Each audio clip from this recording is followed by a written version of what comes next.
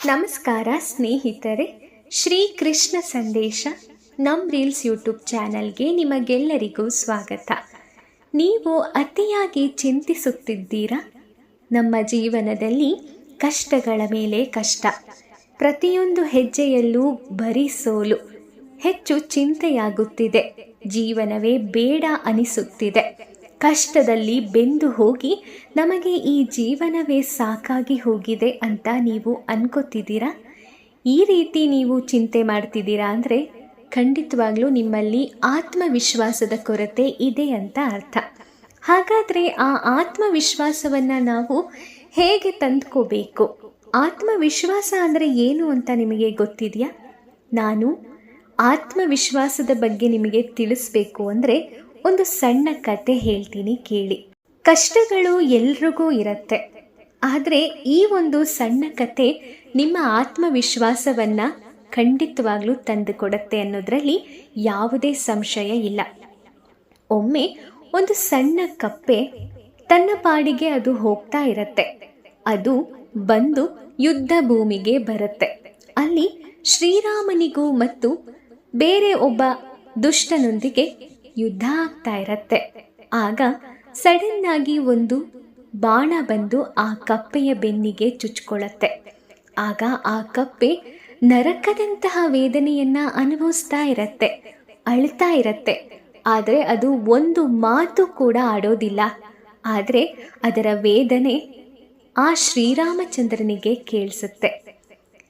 ಆಗ ಆ ಸ್ಥಳಕ್ಕೆ ರಾಮಚಂದ್ರ ಬಂದು ಕೇಳ್ತಾರಂತೆ, ಆ ಬಿಲ್ಲು ಬಾಣವನ್ನು ತೆಗೆದಿಟ್ಟು ನೀನು ಇಷ್ಟು ನೋವು ಅನುಭವಿಸ್ತಾ ಇದೆಯಾ, ಈ ರೀತಿ ಕಷ್ಟಪಡ್ತಾ ಇದೆಯಾ, ಆದರೂ ಕೂಡ ಯಾಕೆ ನೀನು ಒಂದು ಮಾತು ಕೂಡ ಆಡಲಿಲ್ಲ? ಹೇಳ್ಬೋದಿತ್ತು ಅಲ್ವಾ, ನೋವಾಗ್ತಾ ಇದೆ, ಯಾರಾದರೂ ನನಗೆ ಸಹಾಯ ಮಾಡಿ ಇದನ್ನು ತೆಗೀರಿ ಅಂತ ನೀನು ವೇದನೆ ಮಾಡ್ಕೋಬೋದಿತ್ತಲ್ವಾ ಅಂತ ಕೇಳ್ತಾರಂತೆ ಶ್ರೀರಾಮಚಂದ್ರ. ಆಗ ಆ ಕಪ್ಪೆ ಹೇಳುತ್ತಂತೆ, ದೇವ್ರೆ, ನೀನು ನನ್ನ ಪಾಲಿನ ಆರಾಧ್ಯ ದೈವ. ನೀನೇ ಕಷ್ಟ ಕೊಟ್ಟಿರುವಾಗ ನಾನು ಯಾರತ್ರ ಸಹಾಯ ಕೇಳಲಿ? ನೀನೇ ನನಗೆ ಬಾಣವನ್ನು ಹೊಡೆದಿದ್ಯಾ, ಅದು ಯಾರಿಗೋ ಹೋಗಬೇಕಾಗಿದ್ದು ನನ್ನ ಬೆನ್ನಿಗೆ ಬಂದು ಬಿತ್ತು. ಈಗ ಹೇಳು, ನಾನು ಕಷ್ಟ ಕೊಡಬೇಡ ಅಂತ ಭಗವಂತನಲ್ಲಿ ಪ್ರಾರ್ಥನೆ ಮಾಡ್ಬೋದು, ಆದರೆ ಭಗವಂತನೇ ಕಷ್ಟ ಕೊಟ್ಟರೆ ಇನ್ಯಾರನ್ನ ಕೇಳೋಕ್ಕಾಗತ್ತೆ ಅಂತ. ಆಗ ರಾಮಚಂದ್ರನಿಗೆ ಒಂದು ರೀತಿಯ ಮರುಕದ ಭಾವನೆ ಉಂಟಾಯ್ತಂತೆ, ನನ್ನಿಂದ ಹೀಗಾಯ್ತಲ್ಲ ಅಂತ. ಆದರೆ ಈ ಕಥೆಯ ನೀತಿ ಇಷ್ಟೆ, ನಾವು ಕಷ್ಟ ಬಂತು ಅಂತ ಎಲ್ಲೋ ಹೋಗಿ ನಾವು ಏನೂ ಮಾಡೋಕ್ಕಾಗಲ್ಲ. ಆದರೆ ಕಷ್ಟ ಬಂದಾಗ ನಮಗೆ ಯಾರಾದರೂ ಬಂದು ಸಹಾಯ ಮಾಡೇ ಮಾಡ್ತಾರೆ, ಅಥವಾ ಭಗವಂತನಿಗೆ ನನ್ನ ಮನಸ್ಸಿನ ವೇದನೆ ಕೇಳಿಸುತ್ತೆ ಅನ್ನುವಂಥ ನಂಬಿಕೆ, ಆತ್ಮವಿಶ್ವಾಸ ಇದ್ದರೆ ಖಂಡಿತ ನಾವು ಸೋಲೋದಿಲ್ಲ. ಆ ಕಪ್ಪೆ ಎಷ್ಟು ಕಷ್ಟ ಆದರೂ ಕೂಡ ಆ ನೋವನ್ನು ತಡ್ಕೊಂಡಿತ್ತಲ್ಲ, ಆ ಒಂದು ವೇದನೆಯೇ ಭಗವಂತನಿಗೆ ಬಹಳ ಬೇಗ ಮುಟ್ಟಿದ್ದು. ಇಲ್ಲಿ ಕೇವಲ ಆ ಬಾಣ ಚುಚ್ಚಿದ ನೋವನ್ನಷ್ಟೇ ನೀವು ಗ್ರಹಿಸಬೇಡಿ. ಆ ಕಪ್ಪೆ ನಾನು ಇಷ್ಟು ಕಷ್ಟಪಡ್ತಾ ಇದ್ರೂ ಆ ಭಗವಂತನಿಗೆ ಗೊತ್ತಾಗ್ತಾ ಇಲ್ವಲ್ಲ ಅಂತ ಅಂದ್ಕೊಳ್ತಾ ಇದ್ದಂತಹ ಮನಸ್ಸೇ ಸಾಕು ಭಗವಂತನಿಗೆ ನಮ್ಮ ವೇದನೆ ತಿಳಿಯೋದಕ್ಕೆ. ಹಾಗಾಗಿ ಆ ಕಪ್ಪೆಗೆ ಇದ್ದಂತಹ ಆತ್ಮವಿಶ್ವಾಸವನ್ನು ನೀವು ಒಮ್ಮೆ ಯೋಚನೆ ಮಾಡಿ ನೋಡಿದ್ರೆ ನೀವು ಖಂಡಿತವಾಗ್ಲೂ ನಿಮ್ಮ ಮನಸ್ಸನ್ನು ಬದಲಾಯಿಸ್ತೀರ. ಯಾಕಂದರೆ ಕೆಲವೊಂದು ಸಾರಿ ನಮಗೂ ಕೂಡ ಹೀಗೇನೆ ಕಷ್ಟಗಳ ಮೇಲೆ ಕಷ್ಟ ಬರುತ್ತೆ. ದೇವರನ್ನು ನಂಬಿನೇ ನಾವು ಎಲ್ಲ ಕೆಲಸವನ್ನು ಮಾಡ್ತಾ ಇರ್ತೀವಿ, ಆದರೆ ಆ ದೇವರು ನಮಗೆ ಕಷ್ಟಗಳ ಮೇಲೆ ಕಷ್ಟ ಕೊಡ್ತಿದ್ದಾನೆ ಅಂತ ನಾವು ಅಂದ್ಕೊಳ್ತೀವಿ. ಕೆಲವೊಂದು ಪರಿಸ್ಥಿತಿಗಳೇ ಹಾಗೆ. ನಾವು ಭಗವಂತನನ್ನು ದೂಷಿಸೋ ಬದಲು ನಮ್ಮ ಕಷ್ಟಕ್ಕೆ ಏನು ಕಾರಣ ಅದನ್ನು ಯೋಚಿಸಬೇಕು. ನಮ್ಮ ಕಷ್ಟವನ್ನು ಪರಿಹರಿಸೋದಕ್ಕೆ ದಾರಿನೇ ಇಲ್ಲ ಅಂತ ಕಂಗಾಲಾಗಬಾರ್ದು. ಆತ್ಮವಿಶ್ವಾಸ ಇದ್ದರೆ ಎಂಥ ಕಗ್ಗತ್ತಲಲ್ಲಿ ನಾವು ಸಿಲುಕೊಂಡಿದ್ರೂ ಕೂಡ ಅದರಿಂದ ಹೊರಗಡೆ ಬರಬಹುದು. ಒಂದು ಸಣ್ಣ ಕಿಟಕಿ ಬೆಳಕಿದ್ರೂ ಕೂಡ, ಒಂದು ಕಾಡು ಗತ್ತಲಲ್ಲಿ ನಾವು ಕೂತಿದ್ರೂ ಕೂಡ ಅದು ನಮಗೆ ಎಷ್ಟೋ ಧೈರ್ಯವನ್ನು ಕೊಡುತ್ತೆ. ಹೀಗೆ ನಾವು ನಮ್ಮ ಮೈಂಡಲ್ಲಿ ಯಾವಾಗಲೂ ಪಾಸಿಟಿವ್ ಥಾಟ್ಸ್ಗಳನ್ನು ತುಂಬಿದಾಗ ಮಾತ್ರವೇ ನಮ್ಮ ಮೈಂಡು ರಿಫ್ರೆಶ್ ಆಗಿರೋದಕ್ಕೆ ಸಾಧ್ಯ. ಕೆಲವೊಂದು ಸಂದೇಶಗಳು ನಮ್ಮ ಜೀವನಕ್ಕೆ ಸ್ಫೂರ್ತಿ ಅನಿಸುತ್ತೆ, ಆದರೆ ನಮ್ಮ ಕಷ್ಟಗಳ ಮುಂದೆ ಇದೆಲ್ಲ ಹೇಳೋಕೆ ಕೇಳೋಕಷ್ಟೇ ಸಾಧ್ಯ ಅಂತಲೂ ಅನಿಸುತ್ತೆ.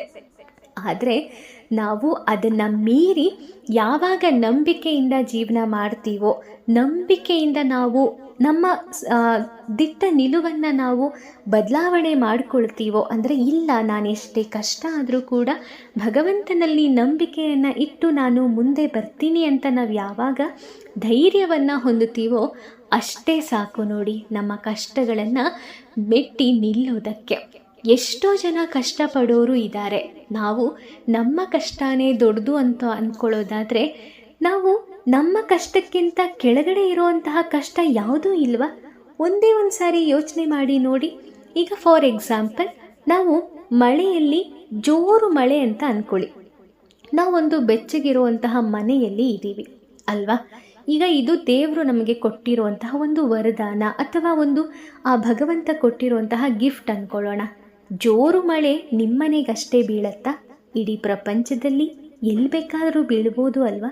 ಕೆಲವೊಂದು ಜನಗಳು ಸ್ಲಮ್ಮಲ್ಲಿರ್ತಾರೆ, ಕೆಲವೊಂದು ಜನ ಬರೀ ಒಂದು ಶೆಡ್ ಹಾಕ್ಕೊಂಡಿರ್ತಾರೆ, ಟಾರ್ಪಲ್ ಹಾಕ್ಕೊಂಡು ಜೀವನ ಮಾಡ್ತಿರ್ತಾರೆ. ಅವ್ರಿಗೂ ಕೂಡ ಮಳೆ ಅನ್ನೋದು ಜೋರು ಮಳೆನೇ ಅಲ್ವಾ? ಬಿರುಗಾಳಿ ಬಂದರೂ ಕೂಡ ಅವ್ರು ಅದನ್ನು ಫೇಸ್ ಮಾಡ್ತಾರೆ ಅಲ್ವಾ? ಅವ್ರು ಅನ್ಕೋಬೋದು ಅಲ್ವಾ, ಅವ್ರ ಮನೆ ಮುಂದೆ ನಿಮ್ಮ ಮನೆ ಇದ್ದರೆ ನೋಡು ಅವರು ಎಷ್ಟು ಒಳ್ಳೆ ಮನೇಲಿ ಆರಾಮಾಗಿ ಬೆಚ್ಚಗಿದ್ದಾರೆ, ನಮಗೆ ದೇವರು ಎಂಥ ಕಷ್ಟ ಕೊಟ್ಟಿದ್ದಾನೆ ಅಂತ ಅವ್ರು ಅಂದ್ಕೊಳ್ತಿರ್ಬೋದು ಅಲ್ವಾ? ನೀವಿರುವಂತಹ ಈ ಒಂದು ಒಳ್ಳೆ ಜೀವನ ಏನಿದೆ ಅಂದರೆ ಅದು ನಿಮಗೆ ಒಳ್ಳೆ ಜೀವನ ಅಲ್ಲ, ಆದರೆ ಆ ಜೀವನ ಏನಿದೆ ಬೇರೆಯವರ ಪಾಲಿಗೆ ಅದು ಕನಸಾಗಿರುತ್ತೆ. ಹಾಗಾಗಿ ನಾವು ಅದನ್ನು ಪಾಸಿಟಿವ್ ಆಗಿ ಥಿಂಕ್ ಮಾಡೋಣ. ನಾವು ಒಬ್ರಿಗಿಂತ ಮೇಲಿದ್ದೀವಿ ಅಂದರೆ ಖಂಡಿತವಾಗ್ಲೂ ಆ ದೇವರ ಆಶೀರ್ವಾದ ನಮ್ಮ ಮೇಲಿದೆ ಅಂತ ಅರ್ಥ. ಕೆಲವೊಂದು ಕರ್ಮಾನುಸಾರ ಕಷ್ಟಗಳು ಮನುಷ್ಯನಿಗೆ ಬಂದೇ ಬರುತ್ತೆ. ಮನುಷ್ಯ ಅಂದಮೇಲೆ ಕಷ್ಟಗಳು ಇದ್ದಿದ್ದೆ. ಯಾಕಂದರೆ ಯಾರೂ ಕೂಡ ಕಷ್ಟಪಡದೆ ಜೀವನದಲ್ಲಿ ಏನನ್ನೂ ಕೂಡ ಪಡ್ಕೊಳ್ಳೋಕ್ಕಾಗಲ್ಲ.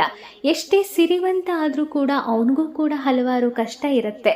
ಆದರೆ ಅದು ಕಷ್ಟ ನಮಗೆ ಅನಿಸೋದಿಲ್ಲ, ಅವರ ಪಾಲಿಗೆ ಅದು ಯಾವ ರೀತಿ ಇರುತ್ತೋ ಅದು ನಮಗೆ ಬೇಕಾಗಿಲ್ಲ.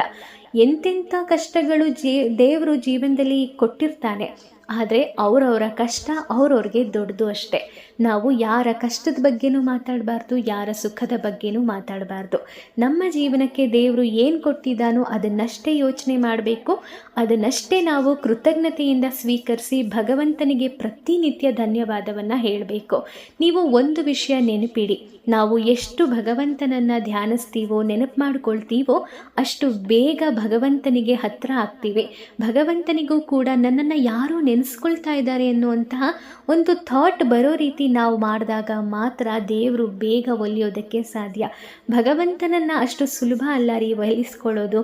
ಆದರೆ ಒಮ್ಮೆ ಅವನು ಒಲಿದ್ರೆ ನಮಗಿಂತ ಅದೃಷ್ಟವಂತರು ಈ ಜಗತ್ತಲ್ಲೇ ಯಾರೂ ಇರೋಕ್ಕೆ ಸಾಧ್ಯ ಇಲ್ಲ ಅಂತ ಹೇಳ್ತೀನಿ 100%. ಹಾಗಾಗಿ ನಾವು ಎಷ್ಟು ಸ್ಮರಿಸೋಕ್ಕೆ ಸಾಧ್ಯನೋ ಅಷ್ಟು ಸ್ಮರಿಸೋಣ. ಮುಂದಿನ ಒಂದು ವಿಡಿಯೋದಲ್ಲಿ ಇನ್ನೊಂದು ಉತ್ತಮವಾದಂತಹ ಸಂದೇಶದೊಂದಿಗೆ, ಉತ್ತಮ ಕಥೆಯೊಂದಿಗೆ ನಾನು ನಿಮ್ಮನ್ನು ಮತ್ತೆ ಭೇಟಿ ಮಾಡ್ತೀನಿ ಸ್ನೇಹಿತರೆ. ಈ ಕಥೆ, ಈ ಸಂದೇಶ ನಿಮಗೆ ಇಷ್ಟ ಆಗಿದೆ ಅಂತ ನಾನು ಅಂದ್ಕೊಳ್ತೀನಿ. ಮತ್ತೆ ಭೇಟಿ ಮಾಡೋಣ. ಓಂ ಶ್ರೀ ಕೃಷ್ಣಾಯ ನಮಃ. ಆ ಕೃಷ್ಣ ಪರಮಾತ್ಮ ನಿಮಗೆಲ್ಲರಿಗೂ ಒಳ್ಳೆಯದನ್ನು ಮಾಡಲಿ. ಧನ್ಯವಾದಗಳು.